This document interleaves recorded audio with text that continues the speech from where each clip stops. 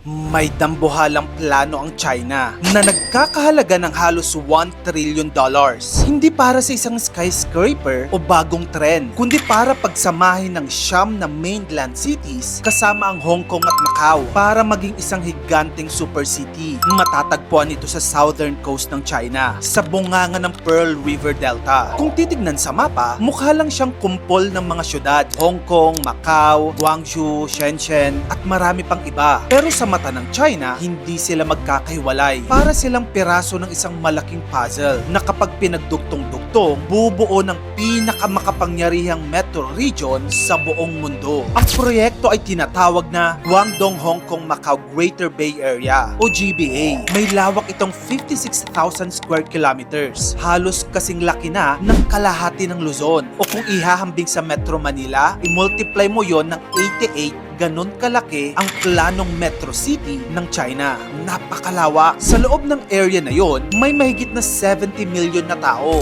Mas marami pa sa populasyon ng buong Pilipinas noong 1990s. At pwede mo pang tawirin sa loob ng ilang oras lang sakay ng tren. Yung China, gusto nilang gayahin ang konsepto mula sa Tokyo Bay at San Francisco Bay, mga lugar na kilalang pinagsamang cities na naging economic powerhouses. Ang goal ng China, pantayan o higitan pa ang mga yun. Sa ngayon, ang GBA ay kumikita ng halos $2 trillion GDP kada taon. Kasing laki na ng ekonomiya ng Canada at Italy. Individually, malalakas na ang mga cities na ito. Andyan yung Shenzhen, tech capital ng Asia, tahanan ng Huawei, Tencent at DJI. At dito din minamanufacture ang mga iPhones. Andyan din ang Hong Kong, isa sa top financial centers ng mundo. Andyan din ang Guangzhou, matagal ng trading hub simula pa nung sinaunang panahon. Pero sabi ng mga leaders ng China, mas magiging malakas ito kapag pinagsama-sama. Kung i-connect mo sila economically at physically, magiging parang isang malaking economic machine na lahat pag konektado na ito. Isipin mo, isang factory sa Dongguan na gumagamit ng tech mula Shenzhen, tapos finance ng Hong Kong, tapos idadaan sa port ng Guangzhou. Nako, lahat yan seamless kung gagana ang sistema. Ang isa sa naisip na paraan ng China para maisakatuparan nito ay infrastructure. Andyan ang Hong Kong-Zhuhai-Macau Bridge, pinakamahabang sea crossing bridge sa mundo. Nagkakahalaga ng $18 billion na binuksan pa noong 2018. Dating 4 na oras lang ang biyahe. Ngayon, less than 1 hour na lang. Andyan din ang Guangzhou-Shenzhen-Hong Kong Express Rail. Konektado na ngayon ang Hong Kong sa National High-Speed Rail Grid ng China. Dating 3 oras ang biyahe, ngayon